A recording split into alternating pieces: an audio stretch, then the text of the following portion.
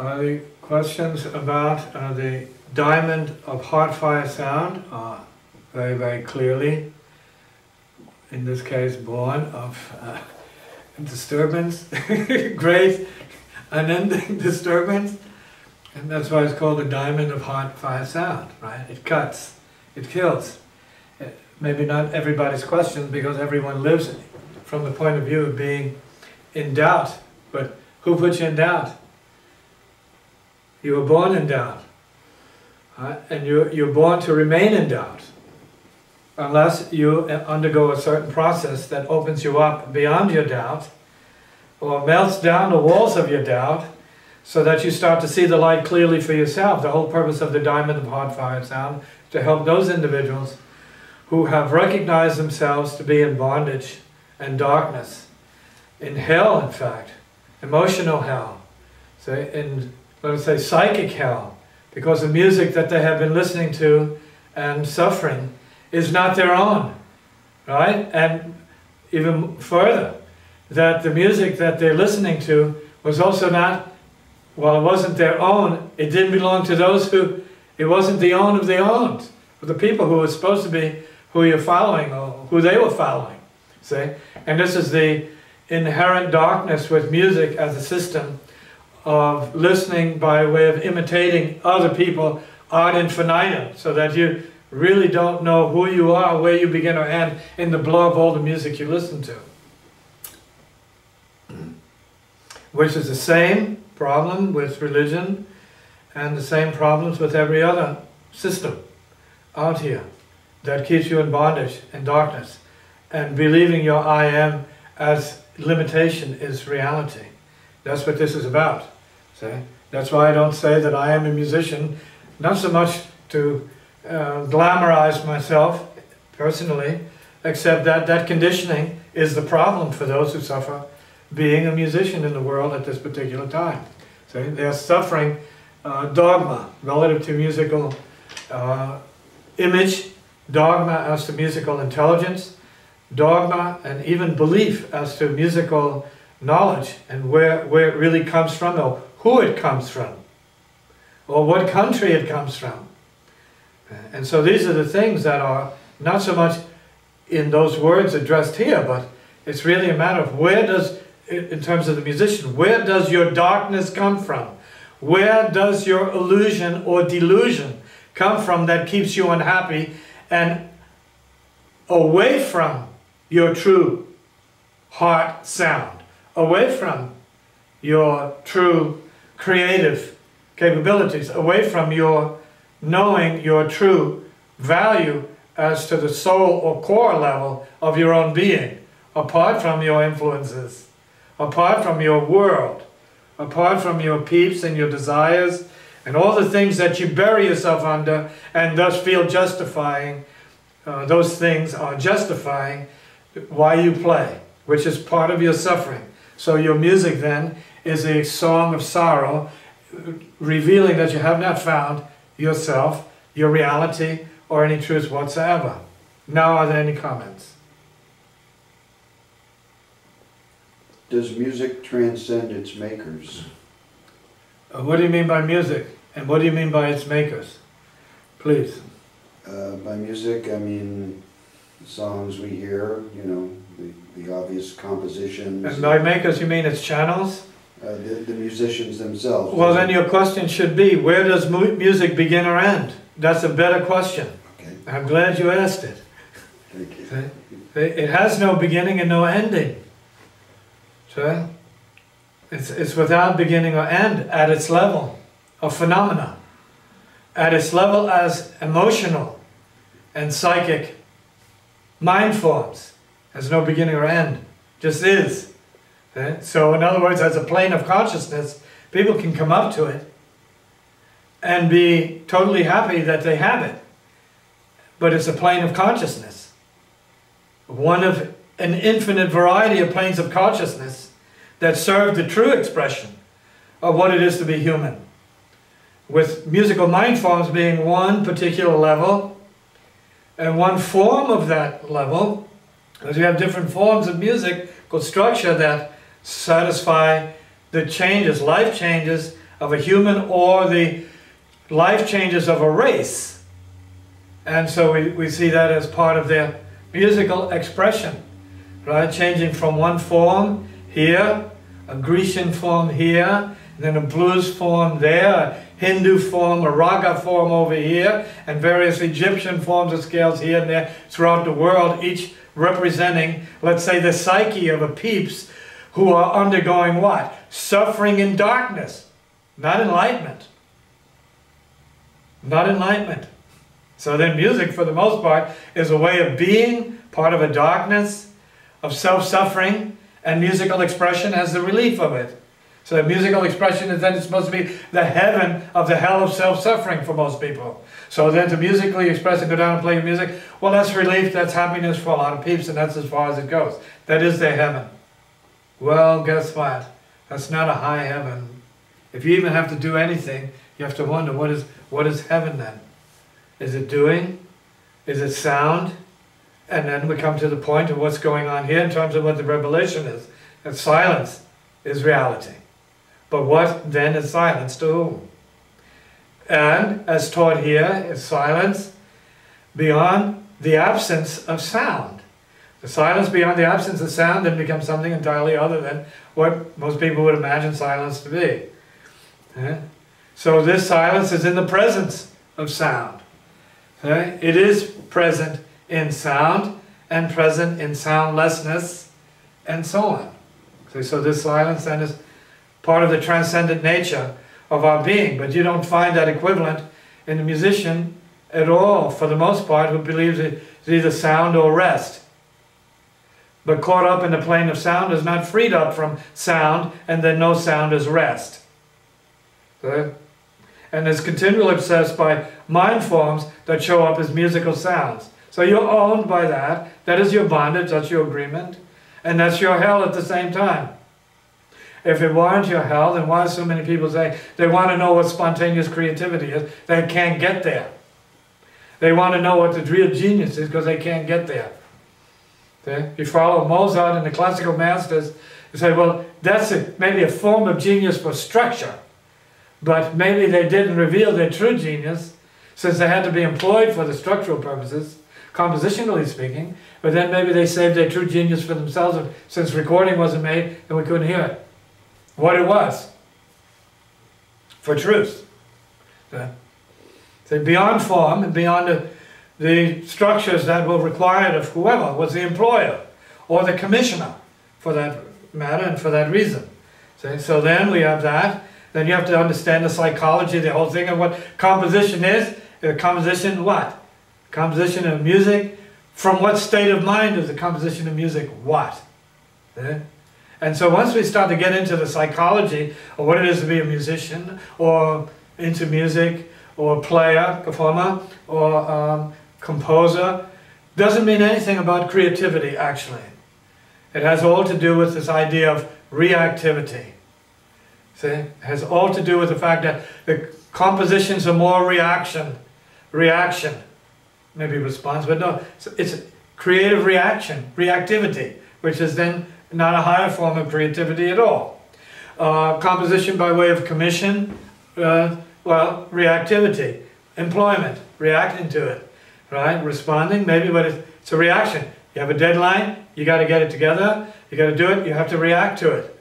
See? It's composition created by this kind of pressure, circumstance, and it's composition by reactivity, which is lower form of creativity. It means like a lower world. And if it's not true, then if it's higher creativity, then that means that there must be more inspiration and more enlightenment, which means more happiness. And show me where in the history of these peeps there's any happiness. There's none. But music then creates what? I don't have an audience for this, eh? See, it creates unhappiness, right? Unhappiness, egotism, narcissism, reactivity. Low forms of creativity, because in the higher forms of creativity there's a transformation, an undoing of the self and its mechanisms. So how much of that creativity or genius was selflessly manifesting as such? So that a person said, wow, I'm so happy. Wow. I went beyond music. I went into the, the divine, right? Silence, beyond forms. Please don't play a sound. It'll kill me, shatter my realization, my experience, my ecstatic, right, euphoric, divine realization of being beyond form, being beyond sound, being silence, beyond. And so we take it from that viewpoint, that the teaching here is not coming from the machinery of the ordinary cultured musician.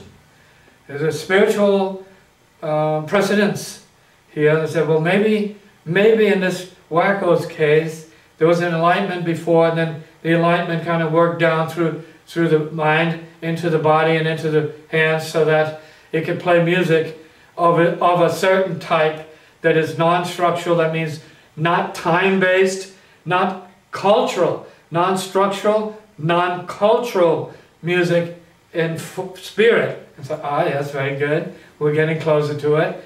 All right, passing through the structural, getting beyond the structural, getting beyond the cultural, and getting beyond the formal, and so on, the formational, right? Getting beyond the compositional, getting beyond all of these mind forms which do not create happiness, enlightenment, wisdom, or silence. It creates no getting beyond itself. It closes you in so that you need more of itself as form, as darkness, as structure, and slavery to that and that alone. And so you have a lot of musicians who are unhappy about their lives. Great performances, lots of fantastic music, and they're miserable, unhappy. They have to go see head shrinks. They have to go and drink. Why? Because they're happy? Because music has done something wonderful for them? Right? I don't think so. Show me them. I want to see them. I'd like to meet one or two. Haven't seen any yet. Because they're humans. They haven't transcended human nature yet. And all the great, fantastic, magnificent, genius music hasn't gotten them beyond being human yet. It didn't get the composers beyond being human, and they were the originators of it. And so what happened? Are you better than them?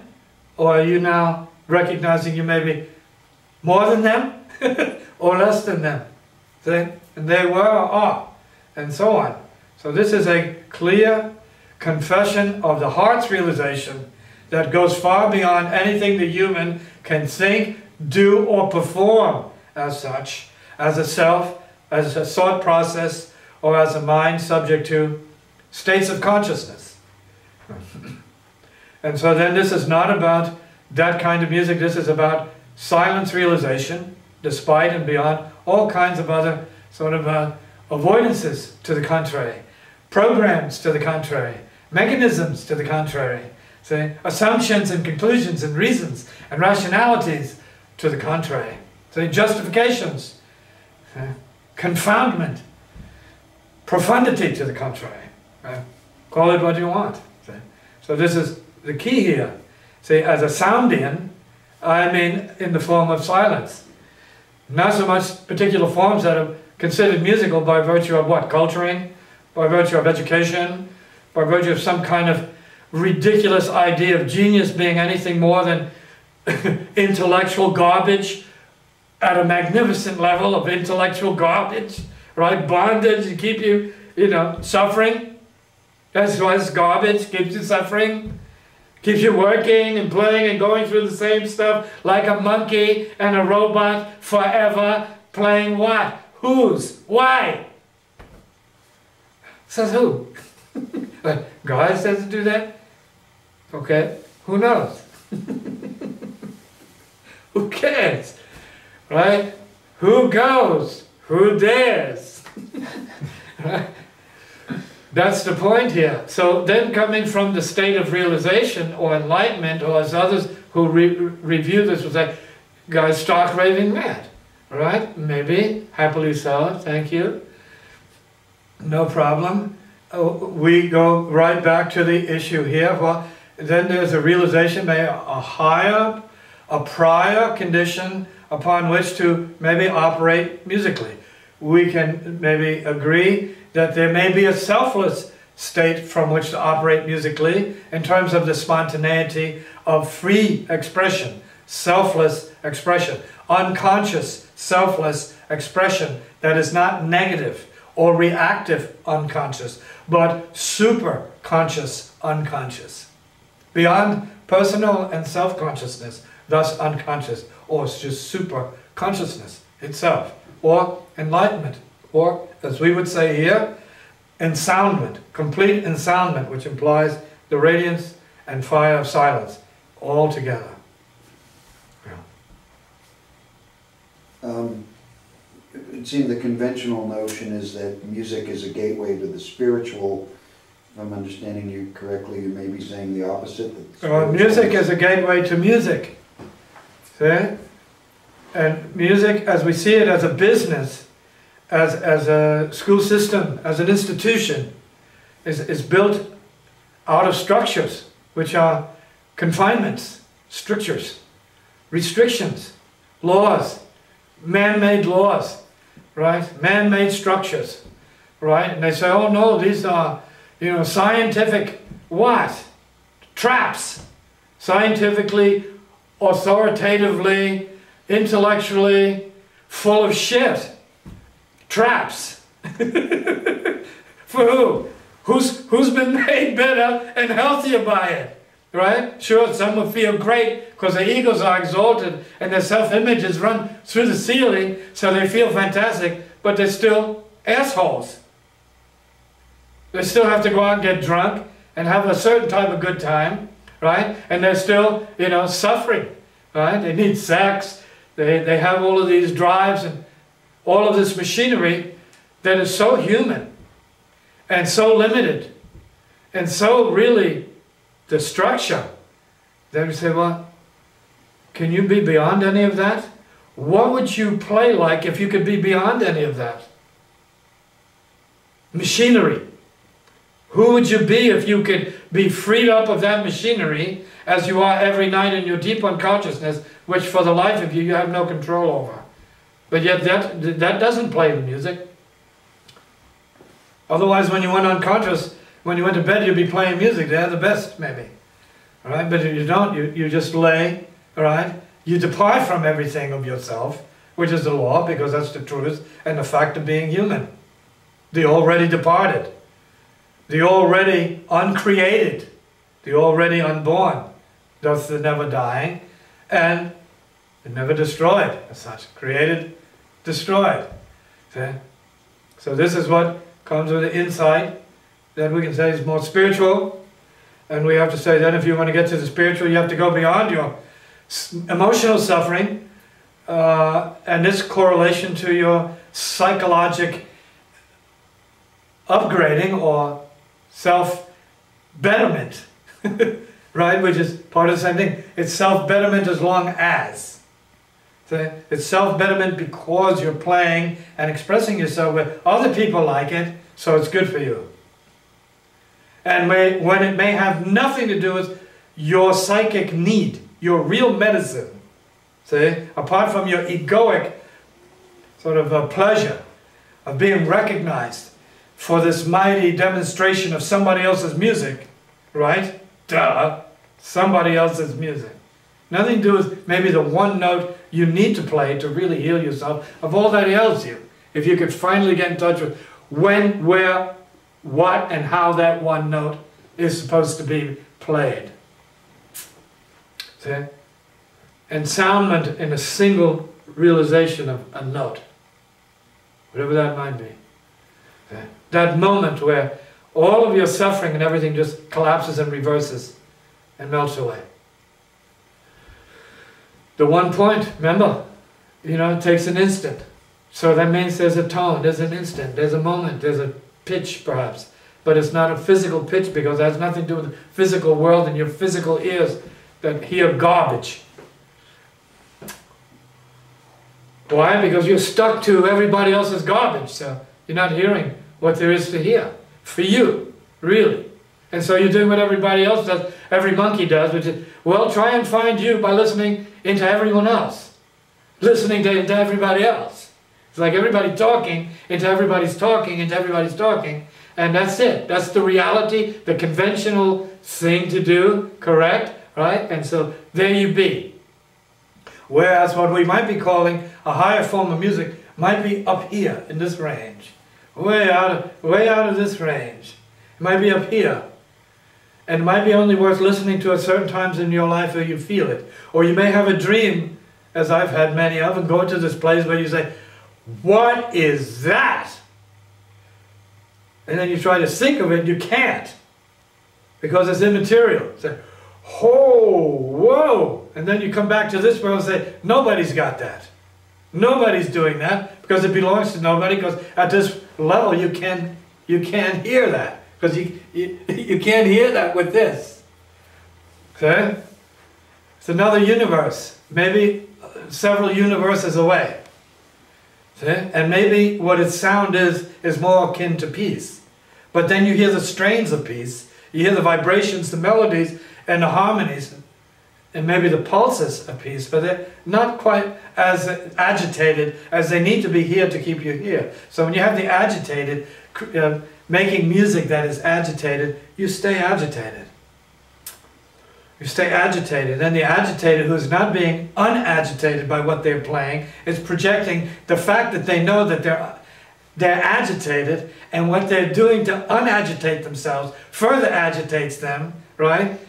And knowing they can't unagitate themselves by whatever greatness they're playing, right, that furthers their agitation, right? And so what you're getting when you're hearing these beats is this mess of agitation, which is where most people are, and why they listen to music and they stop. Because it disempowers them. It's too heavy. It's concrete. Concrete. So, don't tell me it's not a darkness.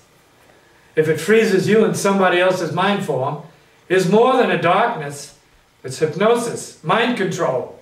So, fathom that when you think about what you hear and what is being said to you, maybe from the no world, the other world, where your suffering is under serious consideration as to whether it is needed as such for the human race, from the viewpoint of maybe a celestial region, a higher domain. Do you? Do you not? Maybe, maybe not. Who knows? What kind of music can you play that accesses you getting beyond, you're getting beyond yourself, and accesses this place where there's only peace in the conduction of what you're playing. Selfless peace, not egoic peace, not needing to hear applause peace, not needing to be validated or verifiably, recognized kind of peace, without self-other mechanisms, without self-other programs. In terms of true peace, all right? Real peace is sound of silence, peace. No limits in terms of harmonic, anything, no limits in terms of melodic or rhythmic, anything, just being from that space. That's why the diamond of heart fire sound has been manifested as a kind of a masterpiece criticism of masterpieces of music as such. And the musician, which is a masterpiece of music in itself, it's a monster piece of music because it hasn't learned, despite all of its education, all of its knowledge, how to really heal itself, apart from feeling good when it is employed to do business, and it makes money doing that. That's the extent of its pleasure. So, and its validation. So, oh yes, no, I'm wealthy now. I'm making $1 million a movie, composing and creating. Fantastic. Is that happiness? Who knows? Does that eliminate your suffering? Who knows? Right? Is that message? Were you willing to get the truth of that out there? Say, well, you can do this, but it's not happiness. It's what you do. It's what you have to think about. It's what you have to work on. What is it? Is it real? Are you really happy, free of yourself and your problems and how you have to create and why and under what pressures and what circumstances and so on and so on. All of this is part of the recognition of the realization that transcends what we're calling the musical mind as a musical mind.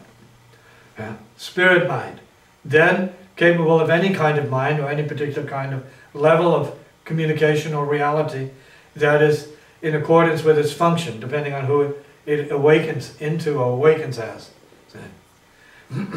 So here we have spirit mind awakened relative to a musical function, which means spirit mind has to communicate itself to others. Say, no, this is darkness, right? When you can play differently, right? Forget about that. And as I've told jazz musicians in the past, it shocked them. So they say, man, I feel like this, I feel bad, they're dying and sick.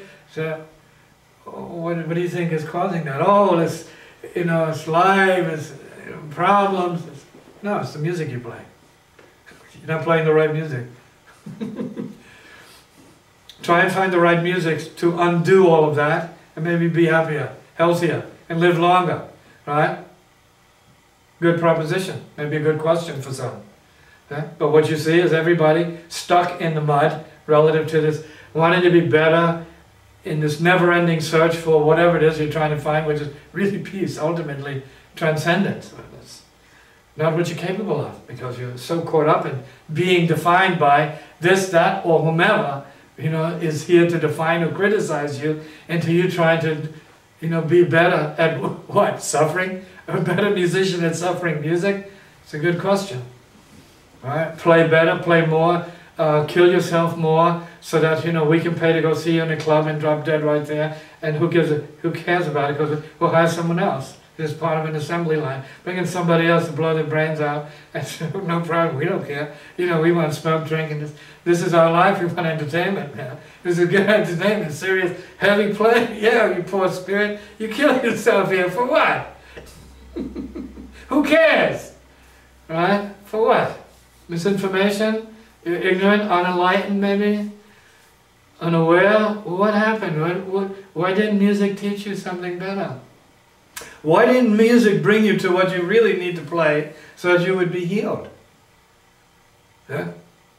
Liberated.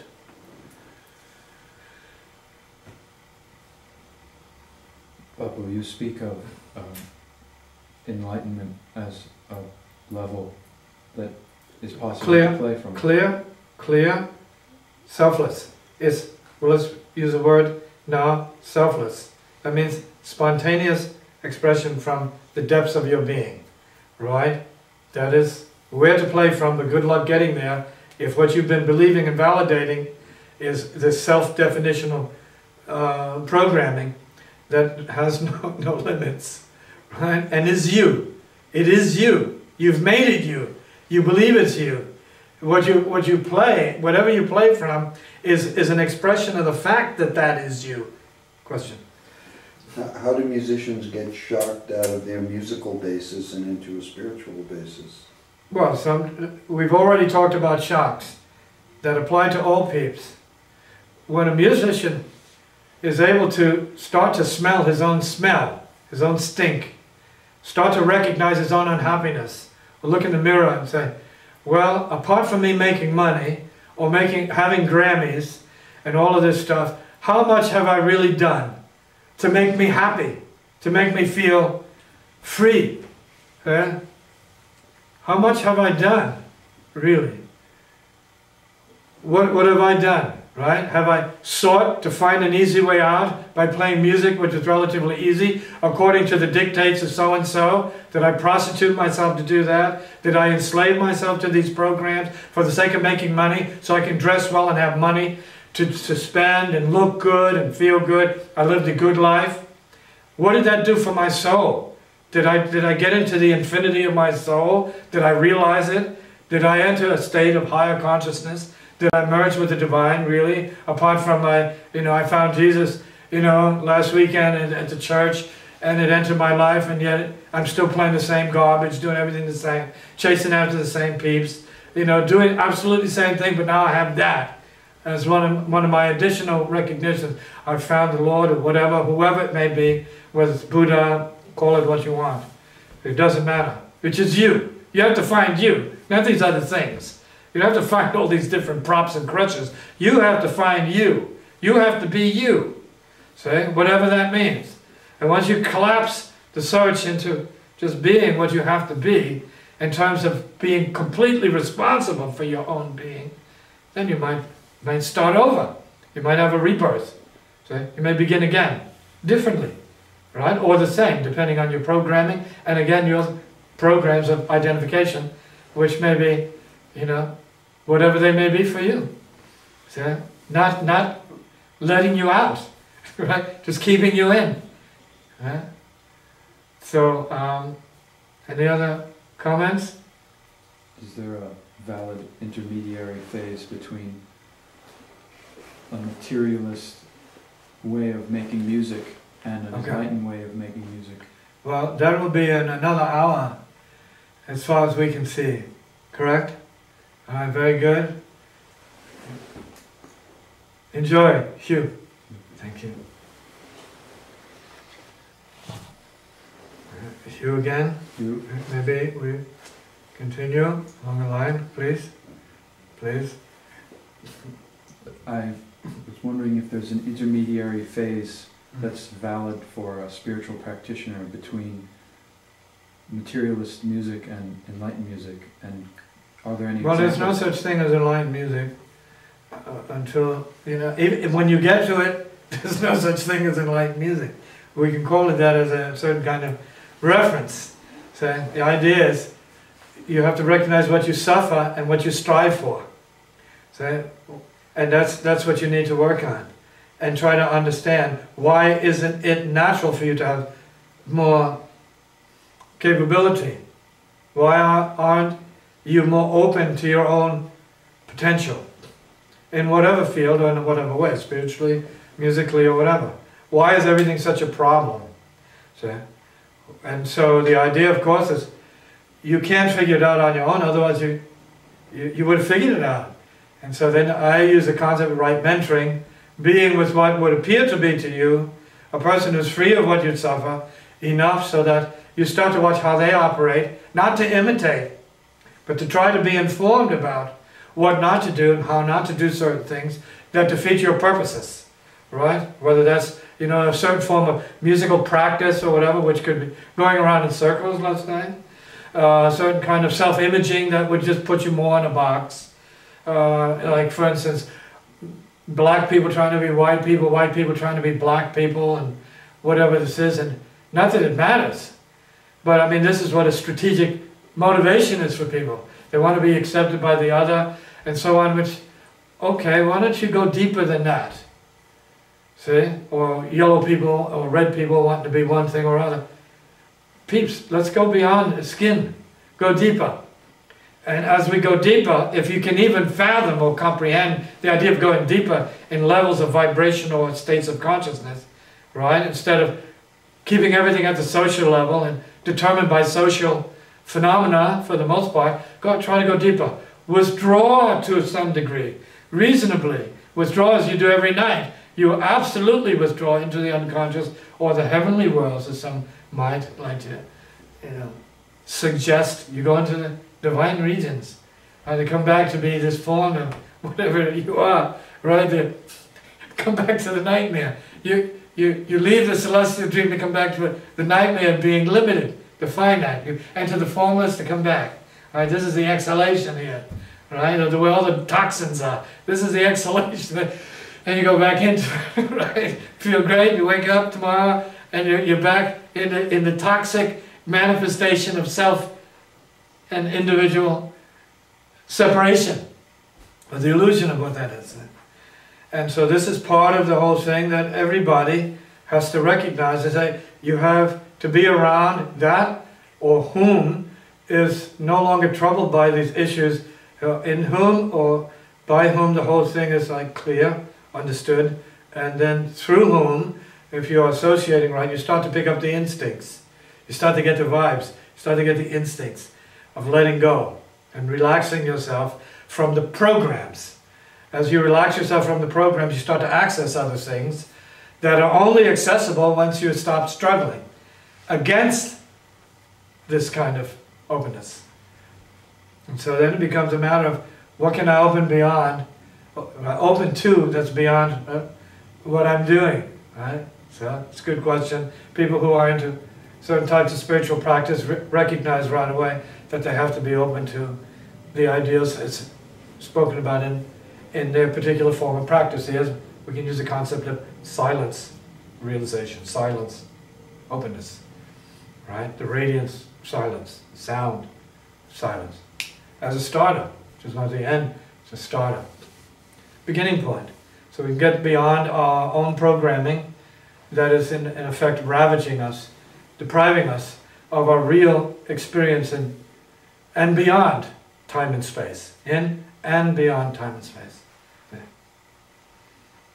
What is the validity of music that purports itself to be spiritual practice, like devotional singing or drum circles, or any of these things which may be tied to culture? And they may be tied to culture, but we can acknowledge that certain forms of music, that is primitive forms particularly, give you much more freedom to understand what it is. Okay, like let us say going to a basic drumming pattern, but not drumming patterns that are given to you to try and create mind forms. Okay, but to calm you from that, to kind of like pull you into a deeper, simpler reality, and then that could be useful. Then it could be considered of a contemplative value, but then you may be a person that can't use time forms. So then you have to know that time just keeps you in time, and you never get beyond it. Then you feel that your practice then is dependent upon time.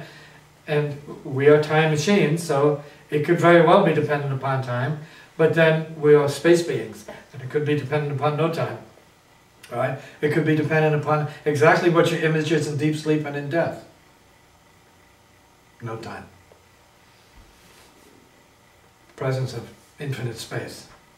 So then you want to try and bring your musical concept or intelligence up to how do we get to that? Okay. What can I play, if you have the brains to get to that point on your own, what can I play that best represents the music of my deep sleep? Besides it may be a note. Yeah. Good question. Yeah. At least there's some intelligence possibility there.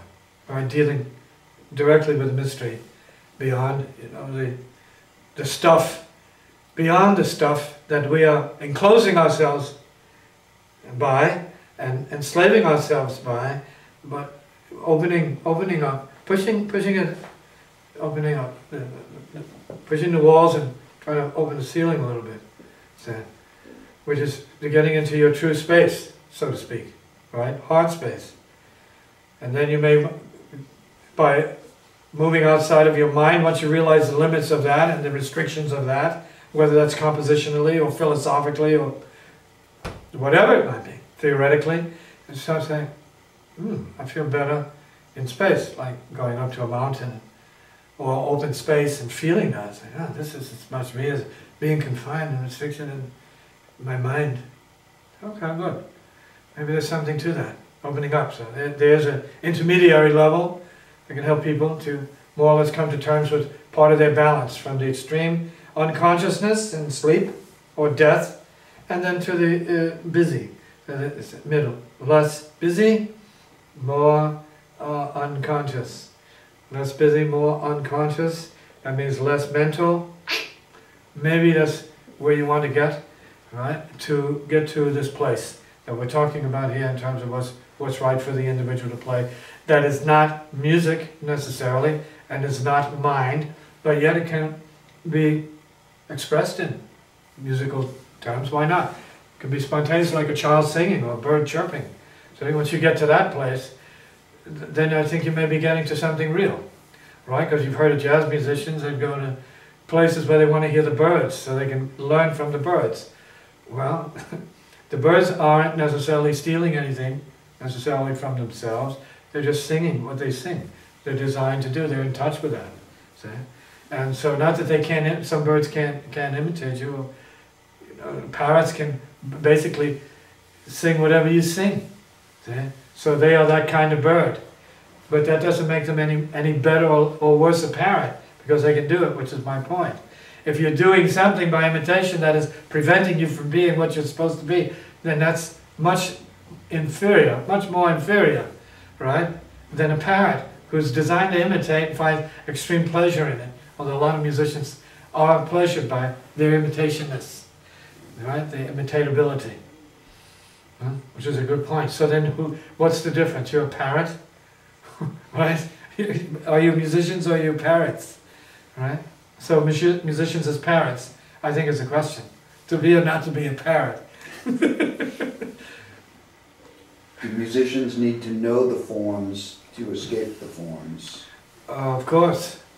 I think that's the natural order of things. To know what bondage is in order to get free of it.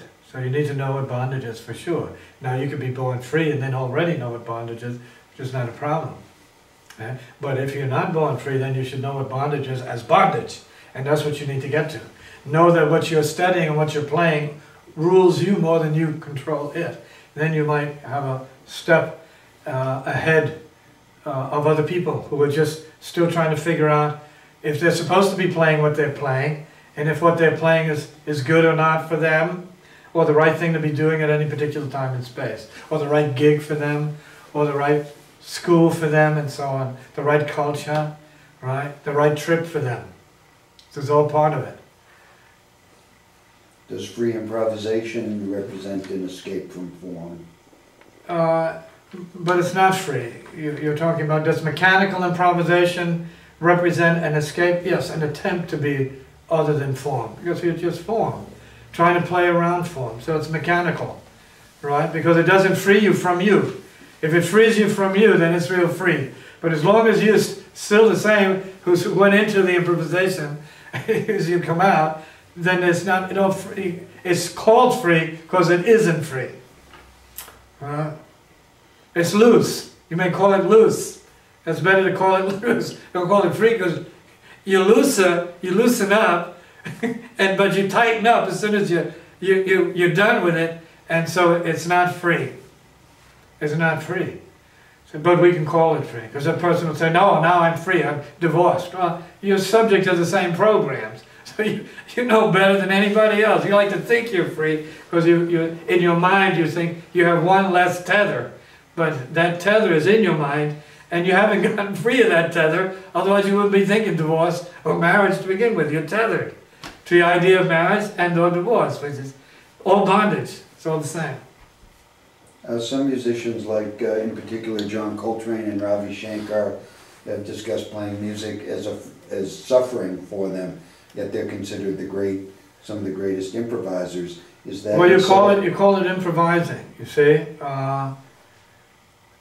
it may be that they touched upon this spontaneity of improvisation, but maybe not. You see, they would be the ones who knew if they were playing themselves, playing what they wanted to hear, or if something absolutely profound happened. And I mean, apart from strong blowing, right? Strong self-expression that is in a certain kind of group context, where if you're coming back to being who you are, then maybe not too much happened except you had a good night. Right? You had a good, exciting night, right? A kick-butt night. Right? Great. But everybody's the same. Everybody's the same. Everything's the same. Now, when you have one night where something breaks, something happens, you say, I can't go back to this. Something happened. I'm disconnected. Oh, I've moved to the next level. Then that's maybe something. So maybe that's the inner coming through you. Apart from your improvisation, all the things you love about yourself as an improviser, right? Or the improviser, or whatever it is, the cat. And because you're... In this case, you're talking about people who are extremely intellectually involved in figuring out methods and scales, and so where's the improvisation, really? Right? Where's the creativity if it's all mentally inputted and mentally absorbed and kind of like imposed, right? Imposed so that you build pressure up and then you explode. That's reactive creativity, which is not really creativity in my sense of the word, right? It's reactive creativity. High pressure creativity is reactive. So, you understand, right? This is not taking anything away from anyone. This is understanding the laws and forces of creation as such. Being forced to create, being forced to burst, which is pressure. Okay, that's reaction, like, right? Totally natural reaction, a release of tension. So kind of a reaction to pressure. It's not like spontaneous joy straight through. Okay? It's very different.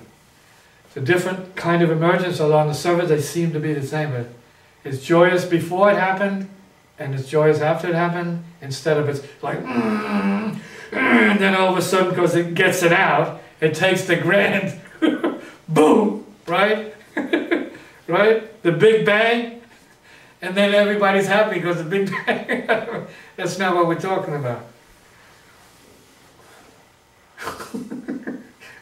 That's one way of relieving oneself.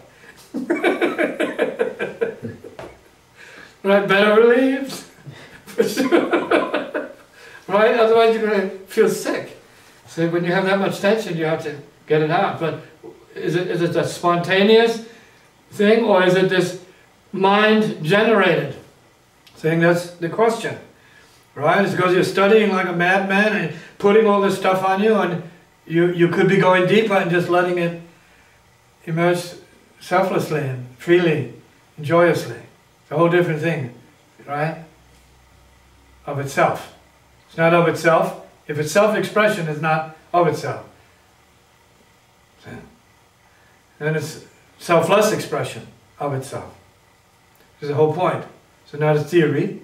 This is an insight into the process, because that's how it exists here.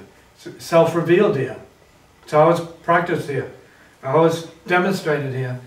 Even though some things take an effort, like carrying the guitar and an amp is full of effort, but allowing something to flow, it's not. There's no effort there. Even if there's pain in the hand and all this, it comes of itself. That's the beauty of it. And so the vibrations come up immediately, not because of anything happening, but because nothing is happening. The vibrations come up. And because nothing happened, the vibrations stay up. Papa, you have described yourself as playing from a certain kind of brokenness, or... Yes, that's the body. That's the body's view of it. Go ahead. I just wanted to see if you could elaborate upon what the difference is between playing from that kind of brokenness versus, playing from other kinds of suffering that people usually suffer, or whatever. Well, the brokenness here is like broken open. It's not broken down. It's broken open. So then it's a totally free thing. When you're talking about other people who are broken down, and they're playing the blues in a certain way, although I can play the blues, but maybe with more humor and more sadness, because I'm free to play the blues. So I'm free to be it, and thus be beyond it. So there's no suffering implied. See? And so here you're talking about people who are broken down, who are suffering, trying to find themselves, who are ambitious, trying to find what they're doing. They're broken, right? But they're not broken open, they're broken down. And what they're doing is breaking themselves down more, which is the issue. And then music becomes more of a business and more of an ordeal, right? The more you learn to play, then the more you relieve yourself, and then but then the less emotional it can be, and the more mechanical it is, and that's the problem with it. It's no longer real music. It's not coming from the already sprung. See? The joyousness of being is coming from the agony of knowing and experiencing, but not being. So two different universes. And I'm not here to give you an answer, and make it easier for your mind or yourself or your whole idea or your friends or anybody else. There's no shortcut to it. You have to be done. You have to be burned into it. Otherwise it remains like everything else a mere possibility of theory, and you're knowing about something being infinite galaxies away from it. How is it that music from unenlightened sources can bring people to experience states of transcendence or getting beyond or outside? Well, we won't call it transcendence. It's because you can read something anywhere and get out of yourself, right? Listen, you can put on the TV and watch two kids hugging and kissing, and you're out of yourself and your suffering. You say, well, they got it, man, look at that. You feel it. See, a little kind act like that takes you out of yourself. So it's not about music taking you out of yourself. Although people's efforts, not only in music, but in all areas of pursuit, can help you to get beyond yourself. Look at NASA. About getting out of yourself. Their whole focus is getting out, not only out of yourself as an earthling, but out of this galaxy, if possible, as soon as possible, into a whole new world. Try to find other Earth beings, or their search for infinite, who knows, meaning, right? And intergalactic community. That's the whole idea, intergalactic community. They're really secretly hoping that aliens come and let them know what the truth is. The whole thing, easy for them too. Right? They're like little kids. They hope they meet the aliens in space and they come in and really doctor them up, fix them. Say, oh, you want to get over there? Yeah. Well, listen, this is our machine to get over there. Who wants to go up for a ride in that? Right? Forget about Disneyland, man. That's the trip. Because that's what they want. An escape. Get beyond. See? And so, yes, there's always this getting beyond, because we're not of the body. And so you hear somebody or something at different levels of your evolution, say, oh, that's beyond. You hear a guitar solo when you're a little kid, you say, whoa, that's way beyond. Right? You hear something else that's way beyond. What you're saying is it's like outside of your structures. It's not transcension at all. So that's very important. Someone who's playing outside of your structures is being stuck in their own structures. So how can you say something that is not transcendent can kind of help you to transcend what? No sense. But when you feel the spirit of transcendence beyond music, beyond everything, then you might have a flavor of the levitation that comes from, not music, spiritual practice, which can be expressed in music if you have that. So then it's not music, because the same people can play the same notes and it's still gravitational. They're just playing the same notes. Whereas when you're living the vibrations and you're in this field of levity, then you play the notes and people are not hearing those notes, they're feeling this cushion, right? This space, this lightness, right? The body of light is coming through that. So then it's not what, but who's playing what. Yeah. Who's playing it? Who's saying what? It's not what, but who's saying it, and that implies from what level, what world is so-and-so saying what from. And we have meaning here. We understand the diamond of Heartfire sound and as being a statement, a criticism, a severe criticism, very harsh criticism of bullshit relative to musicians and their whole enterprise of self-imprisonment rather than self-realization and self-transcending, say, infinite being.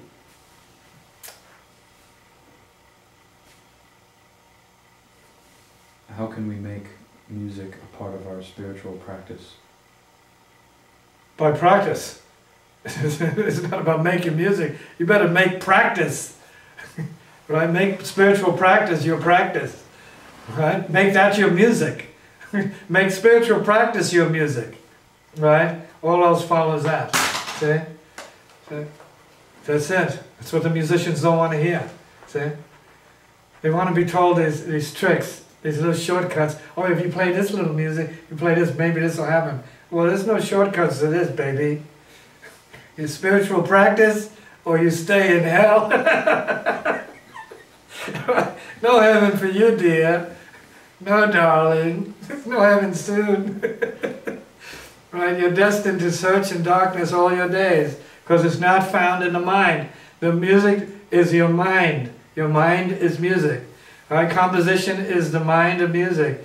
Get into it. Get real. Sound is the space of music. So hear that. Try and understand the etheric plane, which is key to your real listening. Listen as and through the etheric plane of consciousness. There's the best key you can get from this conversation. From whence the transmission of the diamond of heart fire sound descends into this dimension for the sake of those who need to be recalled back to the etheric and higher etheric and the ultra etheric and the spiritual beyond that. See? The spiritual and the higher spiritual and the ultra spiritual beyond that into the transcendent domain of pure silence. Where then we can say the real music is better felt as being than conceived as something you can play, except in your life. You play it, you let it play you. As you're dancing the music of itself. The music of silence, which is the universe. Moving quietly, stars exploding, sun bursting, silence. Everything is that, because if you're able to be, as I've stated in the earlier talks, at the level of the sun being the sun, it's just radiance, like happiness, the explosions, right, over the surface and into space, the solar flare activity and all that, is its joy, it's ecstatic bliss, right, ejaculations of solar seed throughout the universe, right, coming and going into the universe completely. Boom! You talk about the Big Bang, man. Look at that. This universe is being screwed by the sun continually, this solar system, so to speak, but we don't see it. Our minds are not able to find pleasure in that too much. See?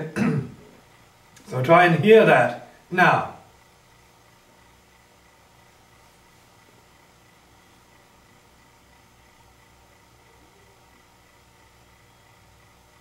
Try and hear the sun's fire now. Hear the burn.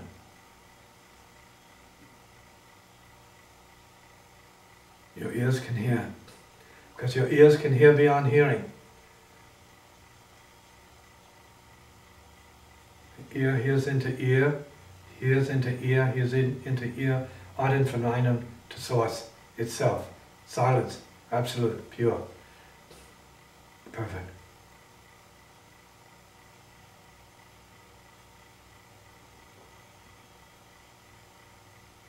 Phew.